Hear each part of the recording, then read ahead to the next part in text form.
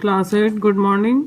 आज हम new chapter अपना chapter 8 direct and indirect proportion पढ़ेंगे। ठीक है, डायरेक्ट प्रोपोर्शन में क्या होता है, देखिए, when one quantity increased and other related quantity is also increased और vice versa then the variation is called direct variation. जैसे कोई भी दो क्वांटिटीज़ हमारे पास है, ठीक है, अगर एक क्वांटिटी बढ़ रही है तो उसके साथ साथ जो दूसरी क्वांटिटी है वो भी बढ़ेगी, या एक क्वांटिटी कम हो रही है तो दूसरी क्वांटिटी भी कम हो रही है, तो इस वेरिएशन को हम कहते हैं डायरेक्ट वेरिएशन। जैसे आपने पेंसिल खरीदी, ठीक है, एक पेंसिल का कॉस्ट है 4 रुपीज़, ठीक है, आपको 2 पेंसिल खरीदनी है तो उसकी कॉस्ट हो जाएगी 8 रुपीज़। तो पेंसिल के नंबर ऑफ पेंसिल हमारी बढ़ी है तो कॉस्ट भी हमारी बढ़ गई। ठीक है, तो एक चीज़ बढ़ा है तो दूसरी भी बढ़ गई। तो ये जब इस तरह से हमारे पास, या 2 पेंसिल हमने लिए हैं 10 रुपीज़ की और 1 पेंसिल हमने ली है 5 रुपीज़ की, तो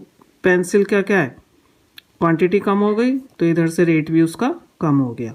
तो जब एक चीज़ बढ़ती है और दूसरी भी बढ़ेगी साथ साथ, या एक चीज़ घट रही है तो दूसरी भी उसके साथ साथ घट रही है, तो इस तरह का जो वेरिएशन होता है वो कहलाता है हमारा डायरेक्ट वेरिएशन। ठीक है, तो एक्स वाई, इसमें अगर दो वैल्यूज़ हैं, अगर वो डायरेक्टली वेरी कर रही हैं तो एक्स अपॉन वाई जो है वो कांस्टेंट होता है।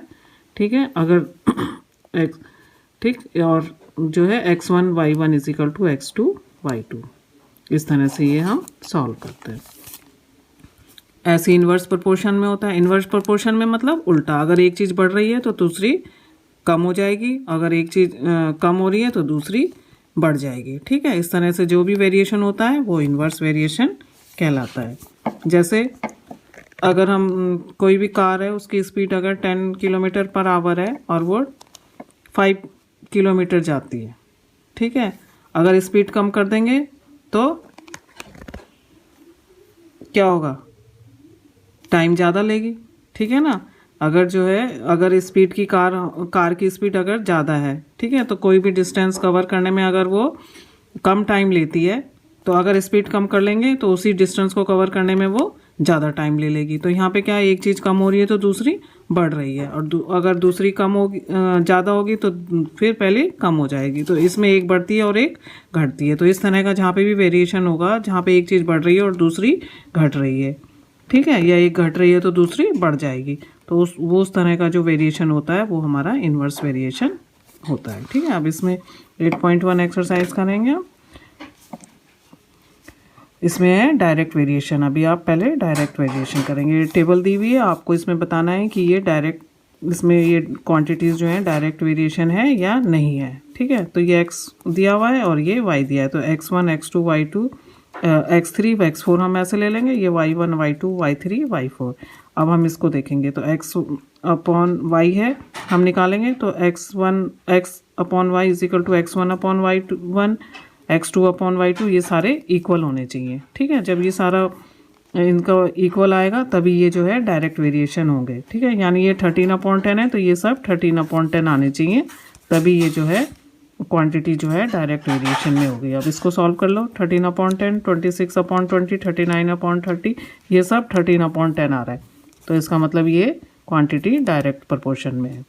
सेकंड है x अपॉन वाई 9/12, 18/18, 21, 27, 36, 30, 14। अब इसको भी हमने सॉल्व करना है, इसी तरह से सॉल्व करेंगे तो इसको हम सॉल्व करें 3/4, तो ये सब आपका 3/4 में आना चाहिए। अगर 3/4 आ रही है सब तो ये डायरेक्ट वेरिएशन में। अगर कोई सी भी क्वांटिटी 3/4 नहीं आएगी तो ये डायरेक्ट प्रोपोर्शन में नहीं होगा। अब इसमें देखिए, ये फर्स्ट वाली है 3/4 आ रही है, लेकिन सेकंड को सॉल्व करा तो 6/7 आ रहा है। ठीक है, बाकी की सब 3/4 है, लेकिन ये जो है 6/7 आ रही है, तो इसका मतलब ये जो क्वांटिटीज़ हैं ये डायरेक्ट प्रोपोर्शन में नहीं है। ठीक, सेकंड क्वेश्चन है। अब इसमें आपको जो अननोन वैल्यूज़ हैं इनकी वैल्यू निकालनी है, तो इसमें वही डायरेक्ट वेरिएशन में दिया हुआ है, तो डायरेक्ट वेरिएशन में क्या होगा, इक्वल्स होंगी सारी, तो ये हम x, इसको जो हमें दिया हुआ है क्वांटिटी उसी के इक्वल हम इसको ले लेंगे। ठीक है, तो फर्स्ट हमने x1 y1 हमें दी हुई है 10/25, तो इसको हम 10/25 ले लेंगे, ये इसके इक्वल होगी, फिर यही जो है इसके इक्वल आनी चाहिए, ये इसके इक्वल आएगी, यही क्योंकि ये डायरेक्ट वेरिएशन में है। ठीक है, तो इनको दोनों को क्वांटिटीज़ को लेके हम ए बी सी और डी की वैल्यू निकाल लेंगे। तो ए की वैल्यू निकालने के लिए हम 10/25 इज इक्वल टू 20/a कर लेंगे। ठीक है, ये फिर हमने सॉल्व करा, a इज इक्वल टू हमारा 50 आ गया। इसी तरह से x ये वाला ले लेंगे b/100 वाला। ठीक है, इसकी b को सॉल्व करेंगे तो b 40 आ जाएगी। इसी तरह से हम c निकाल लेंगे और इसी तरह से हम d निकाल लेंगे। तो a हमारे पास 50 आ गया, b 40 आ गया, c 50 आ गया और d 175। ठीक है, आज आप इतना ही करेंगे, बाकी के जो इसके अदर पार्ट्स हैं वो आप खुद से करेंगे। कल हम आगे क्वेश्चन करेंगे।